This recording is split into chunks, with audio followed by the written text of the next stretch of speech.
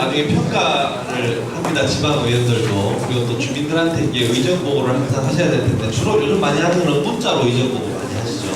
문자 하시고, 아니면 이제 의정 보고서를 제작할 수도 있고, 아니면 뭐 홈페이지나 아니면 뭐 블로그나 이런 거, 아니면 뭐 페이스북이나 이렇게 하셔도 될 텐데요. 그 방법은 뭐 다양하게 하시면 좋은데, 대신 한 가지라도 꼭 하시면 좋겠다 이런 생각을 가집니다. 왜냐하면 나중에 평가 받으실 때 뭐 주민들 간담회든 아니면 뭐 무슨 일을 했는지 이렇게 좀 쭉 하는데, 이렇게 홈페이지나 뭐 페이스북 하시면 그게 관리가 되거든요. 나중에 가서 기억을 더듬어서 뭐 보자감도 없는데 사전 접근을 뭐 찾기라는 게 쉽지 않아요. 그래서 좀 일목요연하게 운영하시는 게 좋겠고, 이게 이제 98년도 제가 처음 만든 구의원 때 의정 보고서 1호입니다. 근데 이제 주민들이 야 뭐 구의원이 뭐 하냐, 뭐 의정 보고도 안 하고 뭐 사전 동안 놀고 먹대 뭐 이래서 제가 그때 분기별로 한 번씩 의정 보고서를 만들어서 돌리겠습니다 약속을 했어요. 그때는 이제 소선거 의정 한 동만 이렇게 하는데, 그때 인구가 한 3만 명 됐거든요. 세대수로 만 세대인데, 만 세대에 제가 지금 한 3,500가구 정도는 이름을 다 확인해서 편 주소 넣고 라벨 뽑아가지고 봉투에 넣어서 자원봉사로 봉투에 넣어서 다 뿌려본 적이 있었어요.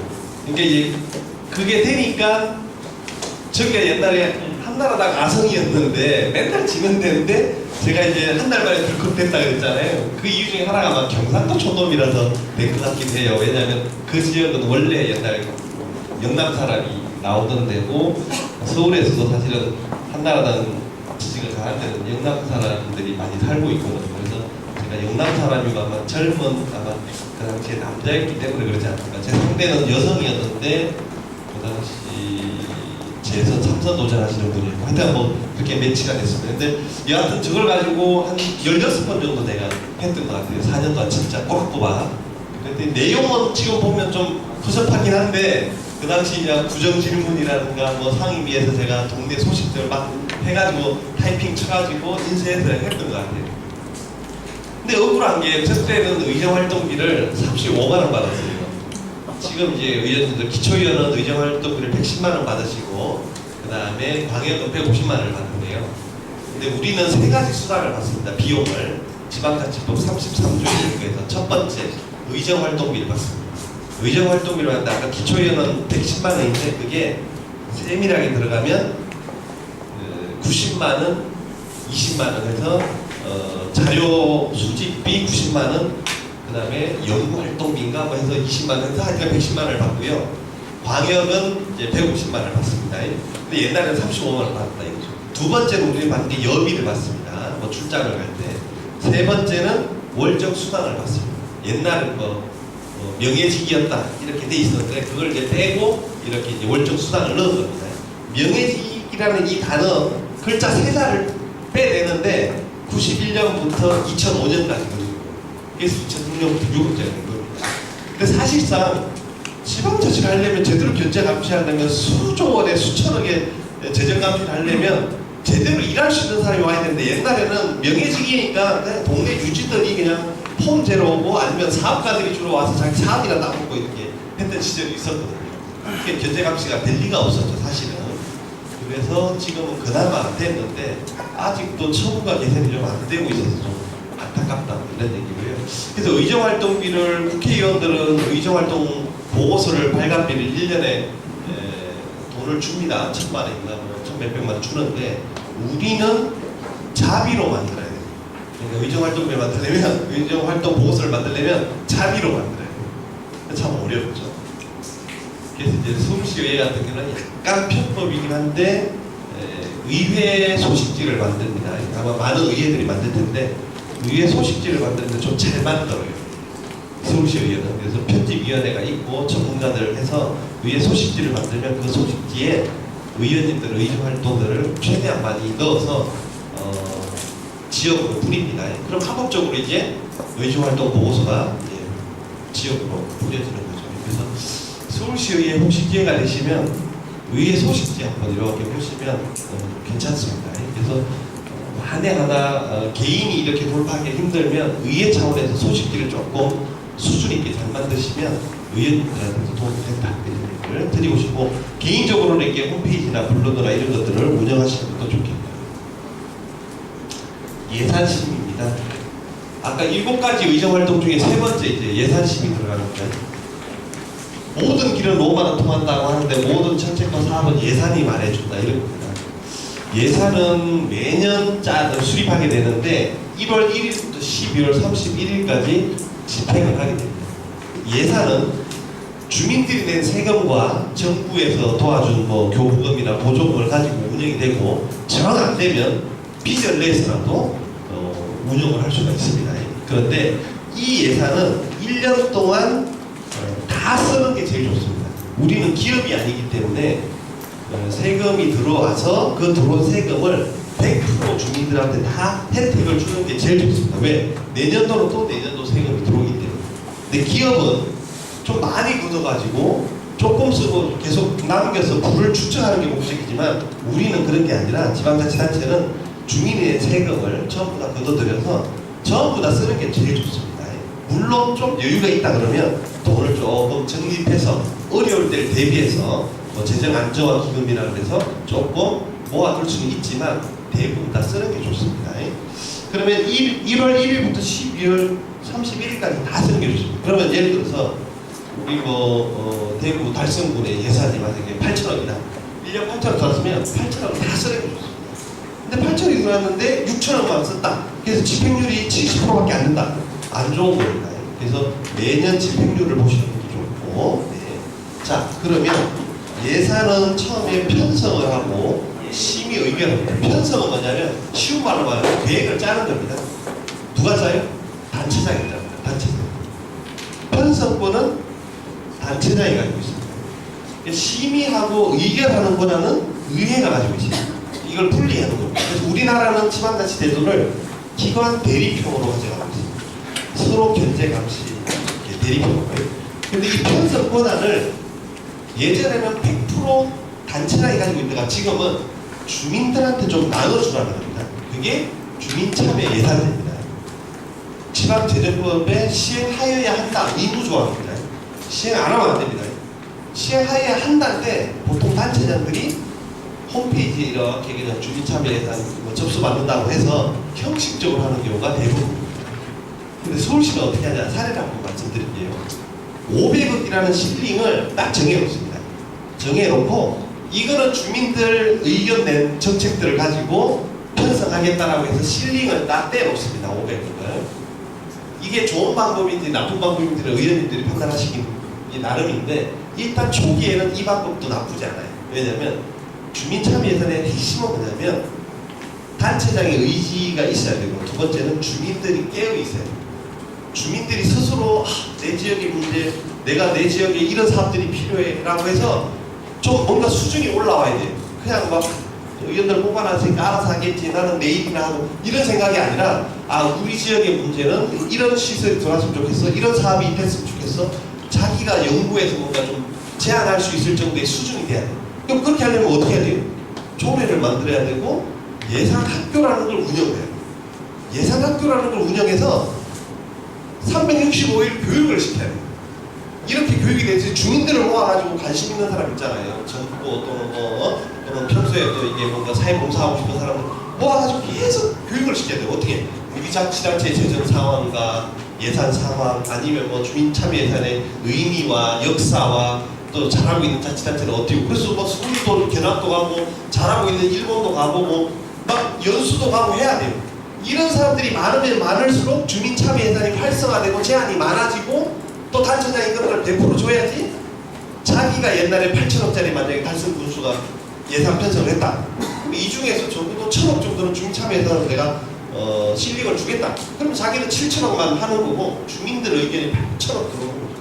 사실은 이렇게 되면 좋은 건데, 단체장이나 공무원들은 자기 권한을 자꾸 움켜쥐고 안 내놓으려고 그러고, 그러니까 계속 형식적으로 껍데기만 주민참여 예산이 되고, 지금은 심지어 어떻게 되냐면 주민들이 제안할 사람이 없으니까 어떻게 해요? 동별로 주민자치위원회 간부를 통해서 구청에서 하고 싶은 사업들을 이렇게 주민참여 예산이라는 옷만 입혀가지고 주민참여 예산 몇 건에 금액 50, 5억 이렇게 하고 있습니다. 생색내기용으로 하고 있습니다. 대부분 보십시오. 주민참여 예산이라는 게 직능단체 장들이나 몇 명 시켜가지고 이게 들어오는 우리 동네 사업은 이걸로 하는 게 좋아 해가지고 뭐 동장이나 누가 직원들이 제안해가지고 막 이런 경우가 대부분 많아요. 이건 주민참여 예산이 아니라는 거예요, 실질적으로. 그래서 여하튼 그래서 서울시는 500을 가지고 주민참여 한마당이라는 걸 합니다.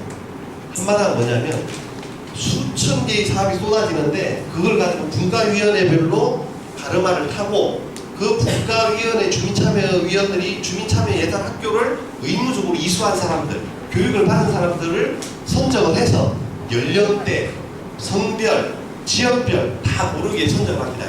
예를 들어서 20대만 막 몰려있으면 안 되고 60대만 몰려있으면 참여 예산 자체가 전부 다 특정 그 연령대의 사업만 들어온 거 아닙니까? 안 되죠. 그걸 지역별로 다 나눠가지고 분과위원회를 선정해가지고 분과위원회에서 만약에 실링이 500억 중에 만약에 환경 녹지 분야의 분과에 만약에 한 100억 정도가 할애된다 그러면 한 500억이 쏟아졌으면 그걸 갖다가 100억으로 추려냅니다. 심사하고 추려내가지고 주민들이 참여해서 투표까지 합니다. 투표를 하는데 옛날에는 서울광장에다가 부스를 설치해놓고 와서 스티커도 붙이고 했는데 요즘은 앱 보팅이라 해서 모바일로 다운을 받으면 아무나 참여할 수 있도록 투표를 합니다. 그러니까 여하튼 주민참여예산위원회를 통해서 한번 걸러주고 공무원들이 법적으로 사전에 체크해주고 그 다음에는 엠보팅이라 해서 서울 시민들에게 다 개방해서 투표 참여를 하고 최대한 방법들을 만들어냅니다. 근데 이 방법을 매년 주민참여예산을 실행하잖아요. 그럼 개선사항이 나오고 매년 개선을 해서 합니다. 지금까지 한 5년 흘러왔는데 매년 평가회를 합니다.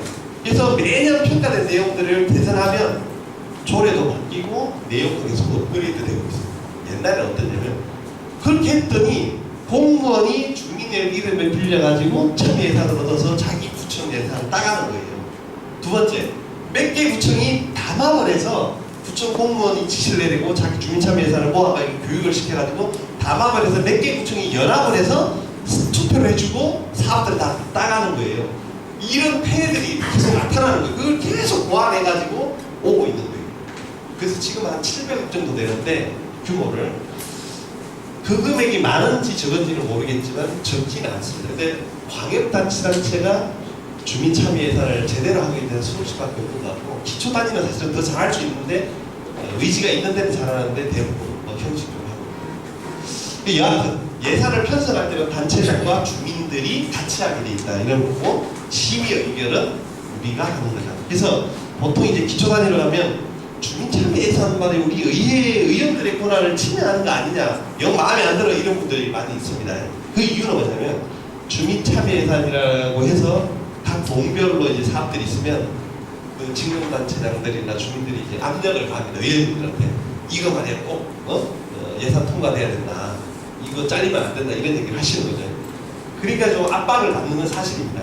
그러나 주민참여 예산이든 단체장이 편성해서 온 예산이든 편성은 되어 오면 심의하고 의결권 그걸 삭감하고 통과시키는 것은 의원님들 권한이기 때문에 만약에 주민참여 예산이라 하더라도 법적으로 안 맞고 법적 하자가 있고 아니면 지역별 형평성이 안 맞을 수 있잖아요. 그런 것들은 삭감해도 됩니다. 대신 광역의원들은 좀 자유로운데 직접 주민들 대면을 안 하니까 근데 이제 기초의원님들은 직접 대면을 하면 무능한 의원이 되거나 아니면 지탄을 받으니까 조금 애로사항은 있어요. 애로사항은 있는데 저는 개인적으로 주민들의 의식이 높아지는 게 중요하고 두 번째 주민들이 낸 제안들은 대부분 수용해주는 게 나쁘지 않다. 왜냐하면 주민참여 예산을 확산해야 되는 의미에서는 수용해주는 게 좋다. 대신 그런 시행착오들이 반복되지 않도록만 해주면 좋다는 겁니다. 그래서 심의 의결되면 1년 동안 예산을 집행을 합니다. 집행을 하고 돈은 다 쓰는 게 좋은 거예요. 1년이 딱 끝나면 12월 31일이 끝나면 정산을 합니다. 결산을 할 때는 크게 두 가지죠. 하나는 돈을 줬는데 다 썼느냐. 두 번째, 돈을 썼는데 성과가 있느냐. 돈만 쓰고 성과가 없다고 하면 어떻게 해요? 안 되겠죠. 그래서 성과 분석을 반드시 하도록 되어 있습니다. 그러면 예산은 의회가 예산 심사를 하는 주기는 3년이더라. 지금 2018년에 이제 의원님들이 7월 1일부터 임기가 되면 업무보고를 받으실 텐데 그럼 업무보고 중에 예를 들어서 6월 말까지 예산 집행률은 얼마입니다. 이런 보고를 하실 겁니다. 그러면 각 부서별로 사업별로 예산은 얼마였는데 6월 말까지 집행은 얼마가 되고 있고 뭐 집행률까지 쭉 나옵니다.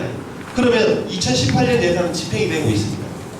그러면 어떤 의회는 지금 결산을 승인한 데가 있고 어떤 의회는 선거가 있기 때문에 결산을 뭐 8월이나 9월 임시회 때 하는 데도 있을 겁니다. 그러면 그 의회는 작년도에 쓴 사업에 대해서 예산 집행한 데 대해서 결산을 또 승인해 주게 됩니다.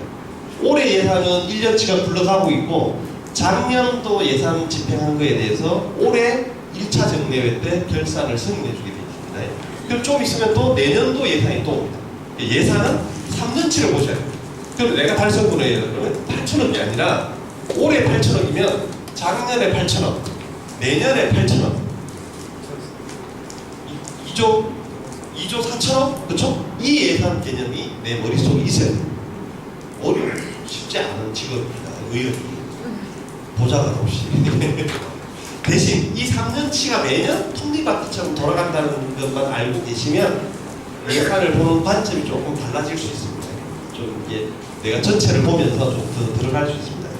올해 예산도 생애 주기가 3년이더라. 올해 예산이 태어나려면 작년 1월 1일부터 주민 참여 예산 교육시키고 뭐 부서별로 평가하고 계획 수립하고 해가지고 예산이 뭐 10월 말 11월 달에 만약에 11월 한 중순 정도에 확정되면 의회에다가 11월 21일까지 제출합니다. 그래서 의원님들이 11월 달 12월 달 통과시켜서 올해 1월 1일부터 집행이 되고 있는 거예요. 올해 예산은 작년 1년 동안 준비해야 돼요.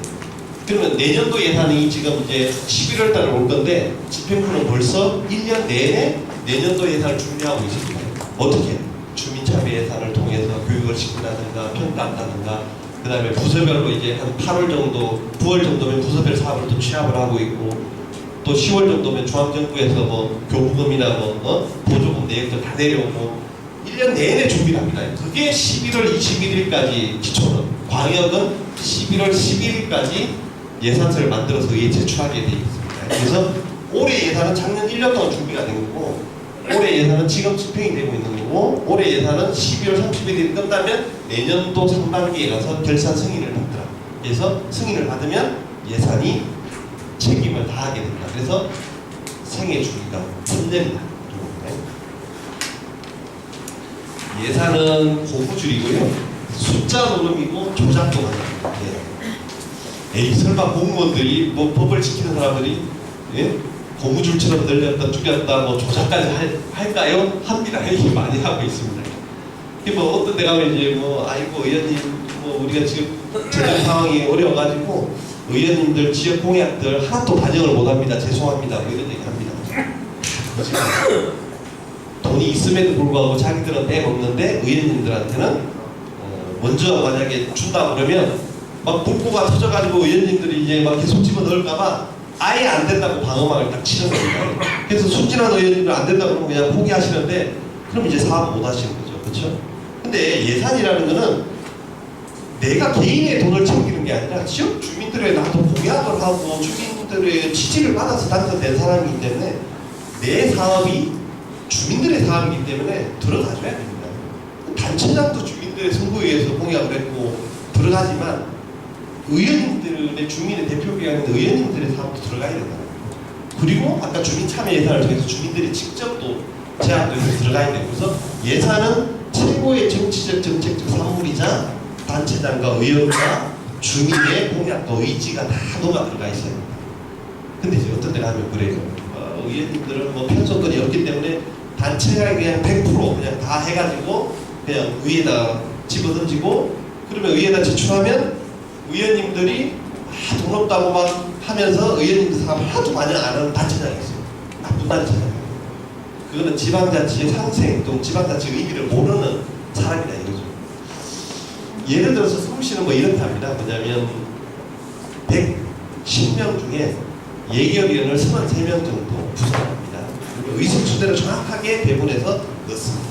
그럼 예를 들어서 지난번에 106명일 때 우리가 76명 자유한국당이 옛날에 처음에 한나라당이 새누리당이 29명 이렇게 됐는데 그 의석수대로 정확하게 예결위원을 배분을 하고 그 다음에 4년 중에 예결위원도 한 번은 첫해 위원장을 새누리당이 한 적이 있었습니다. 그 이제 교섭단체 협의를 통해서 이제 정확히 나눕니다. 나누고 위원회도 10개인데 2개는 한나라당, 새누리당, 그 다음에 8개는 우리 민주당, 그 다음에 부의장 2자리도 하나하나 나누고 이렇게 정확하게 교섭단체 협의를 통해서 나누는데 예결위원 한 분 들어가시면 서울시 예를 들어서 대략 편하게 실빙이 한 40억 정도 지역사업을 가져가고 교육청 한 10억 정도 돼서 50억 정도 가져가고요.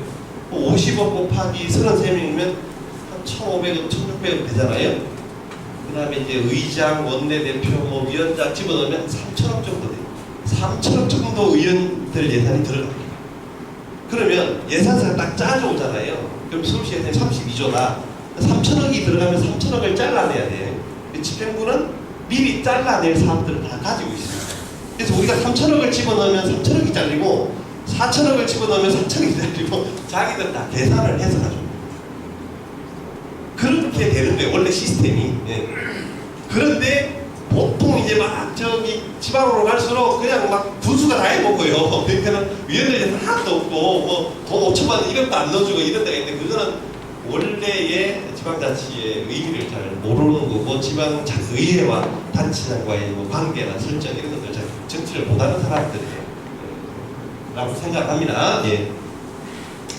그래서 이제 T를 잘 하셔야 됩니다. 그래서 어떤 데 가면은 막 그래 뭐 내 예산 안 받았다고 이제 단체장 뭐 핵심 사업 다 깎아버리고 그 다음에 뭐 업무 추진비 제로로 만들고 막 이런 데가 있습니다. 근데 그거는 바람직하지는 않은 것 같아요. 막 밀당을 하시되 뭐 극하게 너무 극하게 대치고 가는 것은 또 바람직하지 않은 것 같아요. 예를 들어서 우리 의회는 법적으로 예산의 삭감 권한을 가지고 있습니다. 똘똘 뭉쳐가지고 삭감을 하실 수가 있습니다. 대신 필수 경비, 법정 경비는 삭감이 안 되지만 뭐 사업비라든가 업무 추진비 이런 거 제로로 만드는 걸 구방합니다. 업무 추진비가 이제 여러 가지가 있는데 시책 추진의 업무 추진비, 기관 운영 업무 추진비 뭐 이런 게 있습니다. 이런 것들은 시책 추진은 뭐냐면 어떤 시책 사업을 하는데 윤활유 역할을 하는 겁니다. 그 사업이 잘 실행되도록 뭐 밥도 먹고 회의도 하고 뭐 격려금도 주고 하는 게 이제 시책 업무 추진비인데 이것들이 있어도 되고 없어도 되는 거예요. 그러니까 필수 경비는 아니에요. 기관 운영 업무 추진을 하면 기관장으로서 뭐 예를 들어서 뭐 간담회도 하고 뭐 협조를 구할 때 이렇게 쓸 때 쓰는 돈이거든요. 그러면 기관 운영 업무 추진 우리 의장도 있고 위원장도 있고 다 부의장도 있고 다 있습니다. 이건 내가 기관장으로서 우리 기관을 대표해서 이제 쓰는 돈인데 이것도 필수 경비는 아니에요. 이게 제로가 돼도 상관없어요. 그런데 그게 너무 극한 대치로 가버리면 상생이 안 되니까 주민들이 불행이 되니까 잘 밀당을 해서 그렇죠? 의원님들도 이렇게 반영이 되도록 하고 그게 이제 정치력이거든요. 그래서 막 극한 대치로 가는 데는 뭐예요? 둘 다 정치력이 없는데 근데 이제 잘 그래도 상생해서 하는 데는 정치력이 예산서 제출인데요. 예, 일단 시간이 더 넘어가겠습니다. 예산은 성과주의 사업 예산 제도로 해서 성과를 보게 돼 있습니다. 이제 어디 지방재정부 5조에 예산을 만약에 뭐 우리 저기 대구시에서 일자리를 300개 창출하기 위해서 30억을 쓴다. 그러면 30억 예산을 써서 300개 일자리를 만든다는 성과가 나와야 된다 이겁니다. 그러면 그걸 처음에 할 때는 예산서와 함께 성과 보고서를 계획서를 제출하게 돼 있습니다. 예산서와 함께 모든 사업은 끝나고 나면 30억을 썼는데 일자리가 300개 생겼는지 350개가 생겼는지 250개가 생겼는지 성과 보고서를 내라는 겁니다. 근데 이걸 어디 해야 되냐면 결산검사위원한테도 내야 돼요. 예를 들어서 2017년도에 예산을 썼는데 한 사업에 어떤 성과를 내겠다라고 해서 예산 3억을 썼다. 그럼 3억을 썼으면 그 성과를 만약에 일자리가 10개였다. 10개가 발생했는지 성과 보고서를 누구한테 제일 먼저 내냐? 결산검사위원한테 내라는 겁니다. 왜? 결산검사위원이 먼저 보게 돼 있거든요. 그렇죠? 그럼 결산검사위원이 본 의견서와 결산서를 첨부해서 의회에 오면 결산 승인을 하게 돼 있기 때문에 사전 절차이기 때문에 결산검사위원한테 성과 보고서를 먼저 제출하게 됩니다. 그래서 성과 계획서와 성과 보고서를 보는 것도 되게 중요하다.